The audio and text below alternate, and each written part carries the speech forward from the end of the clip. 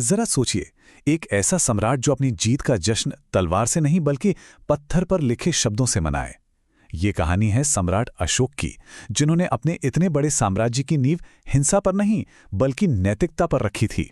तो चलिए उनके शिलालेखों के जरिए इस बहुत ही अनोखी यात्रा को समझते हैं। तो सवाल ये उठता है कि आखिर कैसे कैसे एक खूनी जंग एक सम्राट के पूरे शासन को क्रूरता से निकालकर शांति के रास्ते पर ला सकती है। यही वो सवाल है जो सम्राट अशोक की कहानी के बिल्कुल केंद्र में है। एक जालिम विजेता से शांति का दूत बनने तक का उनका ये जो सफर था ना, इसका जवाब एक बहुत ही भयानक युद्ध के मैदान में छिपा है। तो बात करते हैं अशोक के जीवन और उनके शासन के उस सबसे बड़े टर्निंग पॉइंट की। एक ऐसा युद्ध जिसने सच में इतिहास का रुख ही मोड़ दिया। साल था लगभग 261 ईसा पूर्व। कलिंग का युद्ध इतिहास के सबसे भयानक, सबसे क्रूर युद्धों में से एक गिना जाता है। और हां, अशोक की मौर्य सेना जीत तो गई, लेकिन उस जीत की कीमत बहुत बड़ी थी। युद्ध के मैदान पर जो खून खराबा और तबाही हुई, उसने सम्राट अशोक को अंदर तक हिलाकर रख दिया। वो जीत नहीं लग रही थी। इस भयानक मंजर के बाद का जो गहरा पछतावा था ना, वो हमें उनके ही शब्दों में मिलता है। और इसी पछतावे ने उनकी पूरी सोच में कह सकते हैं कि एक क्रांतिकारी बदलाव ला दिया। उन्होंने तय किया कि अब वो शस्त्रों से नहीं जीतेंगे। उन्होंने शस्त्रों से विजय की नीति को छोड़कर अपनाया धम्म विजय का रास्ता। मतलब तलवार से नहीं बल्कि धर्म, नैतिकता और सही आचरण से लोगों का दिल जीतना। तो इस बड़े बदलाव के बाद अशोक ने फैसला किया कि वो अपनी नई सोच, अपनी नई फिलॉसफी सीधे अपनी प्रजा तक पहुंचाएंगे। और इसके लिए उन्होंने चुना चट्टानों को। पूरे साम्राज्य में जगह जगह चट्टानों पर अपने नए सिद्धांत खुदवा दिए। ये एक तरह से उस जमाने का पब्लिक अनाउंसमेंट था। तो अपनी इस नई सोच, जिसे उन्होंने धम्म कहा, उसको पूरे साम्राज्य में फैलाने के लिए अशोक ने 14 बड़े बड़े शिलालेख खुदवाए। अब इन शिलालेखों में लिखी बातों को हम आसानी से समझने के लिए 3 हिस्सों में बांट सकते हैं। ये 3 स्तंभ ही उनके नए शासन का आधार थे।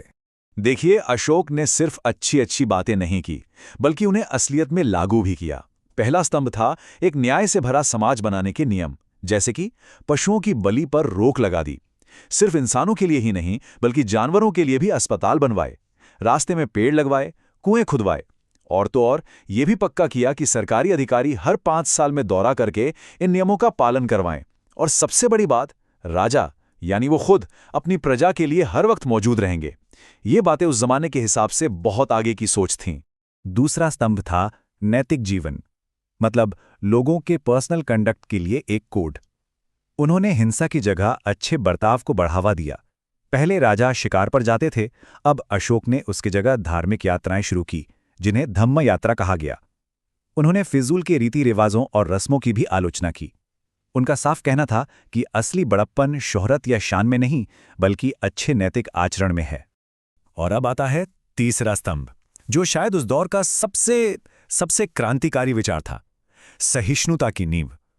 अशोक ने खुलकर सभी धर्मों और संप्रदायों के बीच आपसी सम्मान और सहनशीलता की बात की।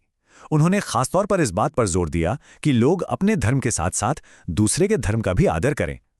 इतने बड़े और अलग अलग मान्यताओं वाले साम्राज्य को जोड़े रखने के लिए ये एक बहुत ही दूर की सोच थी। तो चट्टानों पर संदेश लिखने के बाद अशोक ने अपनी कम्युनिकेशन स्ट्रैटेजी को और आगे बढ़ाया। अब बारी थी पत्थर के बड़े बड़े खंभों यानी स्तंभों की। इन पर लिखे गए संदेशों को और भी ज्यादा बेहतर बनाया गया। तो इन दोनों में फर्क क्या था? देखिए, जो चट्टानी शिलालेख थे वो तो कुदरती चट्टानों पर थे और पूरे साम्राज्य में फैले हुए थे। उनका मकसद था धम्म के मूल विचारों को फैलाना। लेकिन जो स्तंभ लेख थे वो खास पॉलिश किए हुए बलुआ पत्थर के खम्भों पर थे और मौर्य साम्राज्य की खास जगहों पर लगाए गए थे। इनका फोकस धम्म के विचारों का सार और प्रशासन की बातें बताना था। भाषा भी ज्यादातर प्राकृत ही थी, ब्राह्मी लिपि में। तो कह सकते हैं कि ये एक तरह से मैसेज को और रिफाइंड करने का तरीका था। और इन सभी स्तंभ लेखों में से जो 7वां स्तंभ लेख है उसे सबसे जरूरी माना जाता है। ऐसा क्यों? क्योंकि ये अशोक की पूरी धम्म नीति का, उनके पूरे जीवन के काम और उनकी फिलॉसफी का सबसे सटीक और पूरा सार है। एक तरह से ये उनकी विरासत का फाइनल स्टेटमेंट था। लेकिन रुकिए, कहानी यहीं खत्म नहीं होती। चट्टानों और स्तंभों के अलावा एक और तरह के शिलालेख भी हैं। ये हैं गुफाओं के अंदर मिले शिलालेख, और इनका मकसद थोड़ा अलग और ज्यादा पर्सनल था। ये गुफाएं हैं बिहार में, बराबर गुफाएं। इन्हें ठोस ग्रेनाइट से तराशा गया है और इन पर एक खास तरह की मौर्यकालीन पॉलिश है जो शीशे की तरह चमकती है। खास बात यह है कि अशोक ने ये गुफाएं आजीवक संप्रदाय के संतों को दान में दी थीं। तो ये कोई पब्लिक पॉलिसी का ऐलान नहीं था, बल्कि एक राजा का दूसरे धर्म के प्रति सम्मान का सीधा सबूत था। ये दिखाता है कि अशोक की सहिष्णुता सिर्फ बातों में नहीं बल्कि उनके कामों में भी थी। तो आखिर ये सब चट्टानें, स्तंभ और गुफाएं, ये प्राचीन नक्काशी आज भी हमारे लिए इतनी मायने क्यों रखती हैं? क्योंकि ये सिर्फ नैतिक उपदेशों का कलेक्शन नहीं है, ये भारत के इतिहास के पहले पत्थर पर लिखे रिकॉर्ड्स हैं। ये हमें उस दौर में सीधे झांकने का एक मौका देते हैं। इन शिलालेखों से हमें क्या क्या पता चलता है? प्रशासन के बारे में पता चलता है कि राजा और प्रजा के बीच सीधा संपर्क था।